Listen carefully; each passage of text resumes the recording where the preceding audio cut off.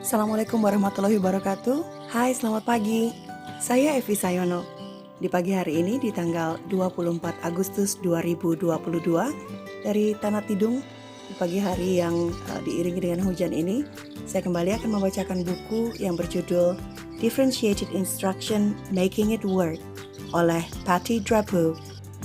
Buku ini ditujukan untuk para guru yang mengajar di sekolah dasar kelas 3 sampai dengan 6.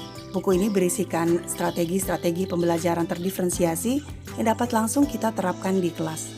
Pada video ketiga ini, saya masih akan membacakan bab ke-1 yang berisikan kajian-kajian teori mengapa pembelajaran terdiferensiasi itu penting dan juga alasan-alasan kenapa kita perlu menggunakan pembelajaran terdiferensiasi. Saya akan terlebih dahulu membacakan buku ini per paragraf dalam bahasa Inggris. Kemudian, saya akan langsung menginterpretasikannya ke dalam bahasa Indonesia per paragraf. Jika pada video kedua dibacakan hal-hal apa saja yang sebenarnya tidak termasuk ke pembelajaran terdiferensiasi, maka pada video ketiga ini kita akan mendengarkan sama-sama apa saja yang termasuk ke dalam pembelajaran terdiferensiasi. Selamat mendengarkan. What is differentiation? We want to make sure we have high expectations for all our students. They should not feel stuck in one level. Effective, successful differentiated instruction provides a structure of fluid and flexible tiers to challenge students at the appropriate level of instruction. Apa yang dimaksud dengan pembelajaran terdiferensiasi? Pembelajaran terdiferensiasi adalah ketika kita sebagai guru ingin memastikan bahwa kita tetap memiliki ekspektasi yang tinggi terhadap semua siswa kita. Kita juga punya harapan bahwa seharusnya anak-anak tidak harus merasa stuck atau berada di level yang itu-itu saja tanpa berkembang. Pembelajaran terdiferensiasi yang efektif dan juga successful memberikan atau menyediakan sebuah struktur yang fluid. Fluid ini artinya cair, ini artinya bisa bergerak kemana-mana. Dan juga menyediakan tiers yang fleksibel.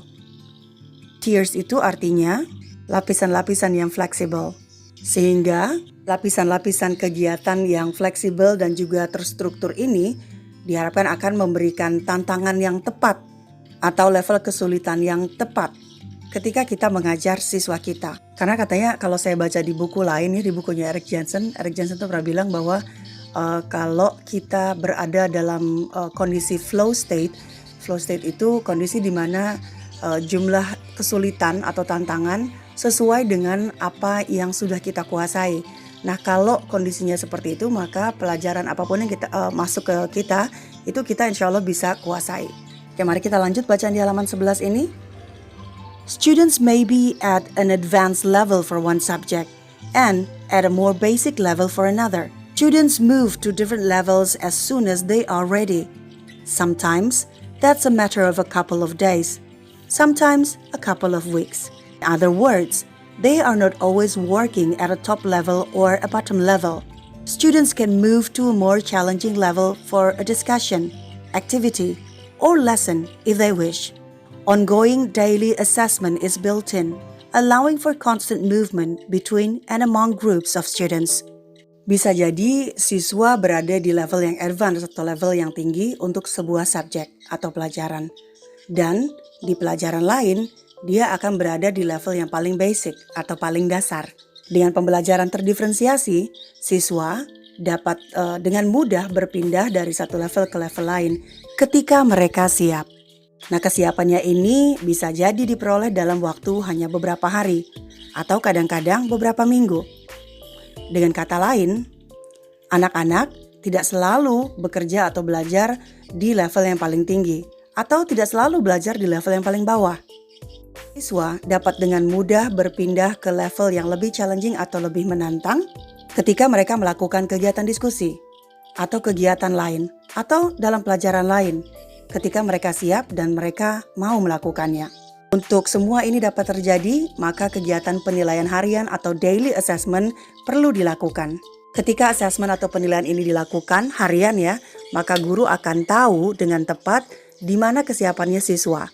Guru akan tahu kapan siswa sudah mulai berubah atau berpindah tingkat pemahamannya, sehingga anak bisa melakukan kegiatan lain sesuai dengan kesiapannya saat itu. Ini artinya siswa akan dengan lebih fluid berpindah dari satu kelompok ke kelompok yang lain. Nah, mungkin sebagai catatan tambahan, assessment di sini artinya bukan seperti kayak ulangan gitu ya. Assessment tuh ada macam-macam dan daily assessment yang dilakukan oleh guru itu bisa bentuknya seperti bertanya ke anak di mana dia mengalami kesulitan dan di mana dia sudah bisa. Atau anak-anak melakukan refleksi.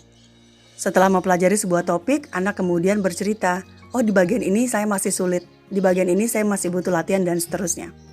Mari kita lanjut, paragraf kedua, halaman 11.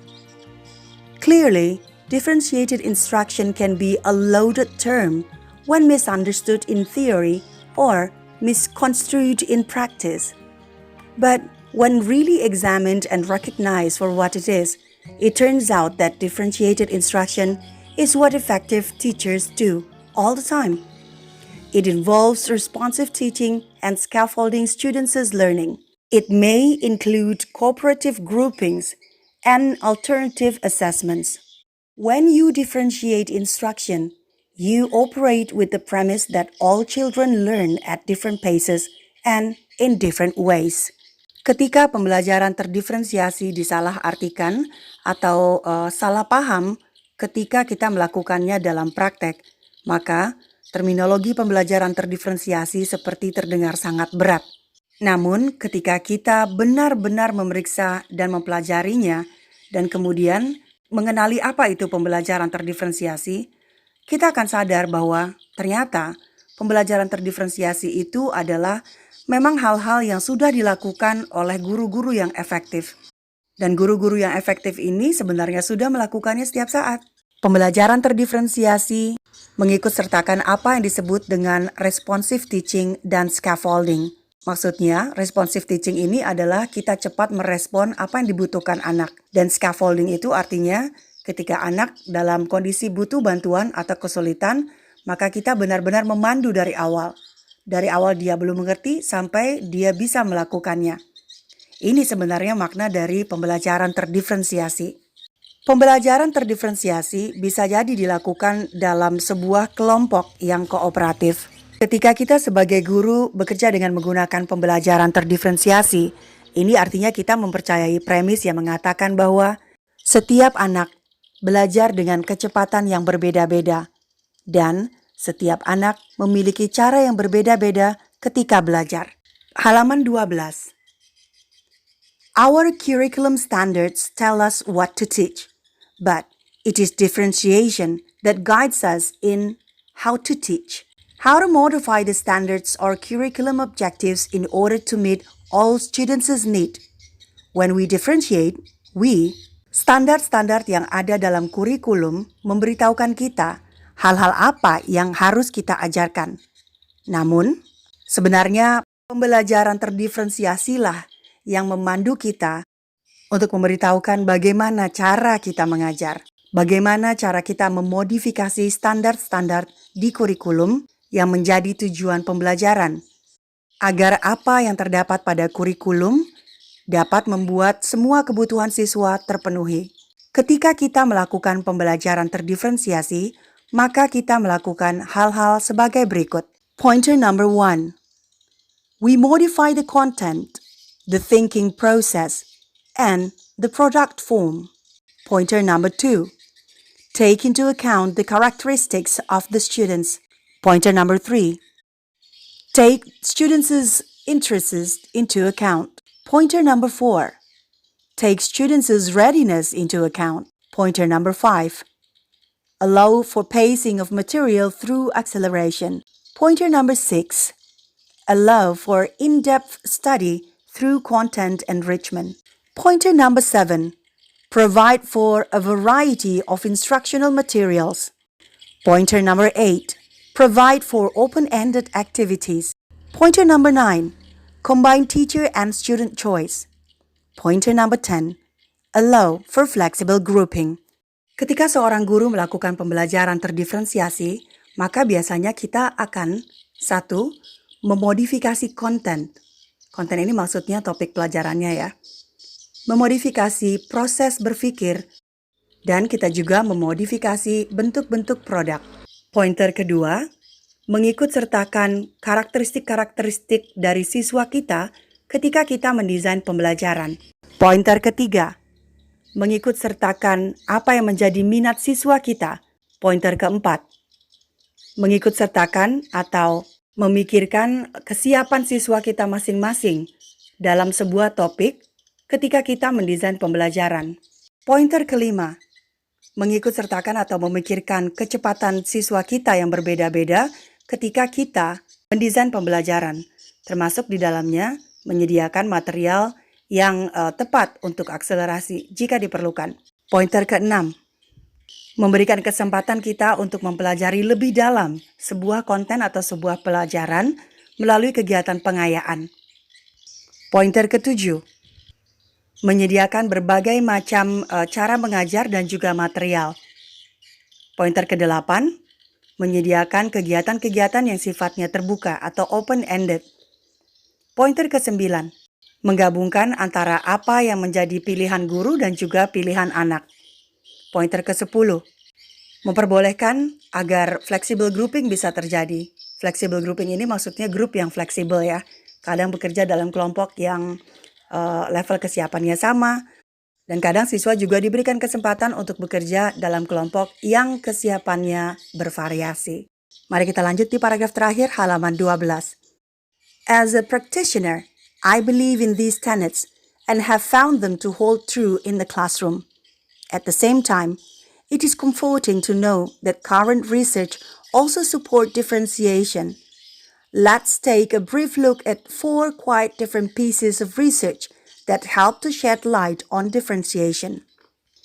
Sebagai seorang praktisi pendidikan, saya, maksudnya Patty Drapeau, mempercayai hal-hal berikut. Dan saya menemukan bahwa apa yang dikatakan pada hal tersebut sangat benar dan memang dapat terlihat di kelas. Pada saat yang bersamaan, sepertinya terasa lebih nyaman ketika saya mengetahui bahwa research terkini juga mendukung apa yang ada di pembelajaran terdiferensiasi. Nah, kemudian Patty Drapeau mengajak kita untuk melihat 4 hasil research yang mendukung pembelajaran terdiferensiasi ini. Tapi karena panjang, 4 teori-teori dan juga 4 hasil research ini akan saya bacakan esok hari. Baik teman-teman, ditunggu lanjutannya ya. Terima kasih sudah mendengarkan, sampai jumpa di bacaan buku berikutnya. Saya Evi Sayono. Dah.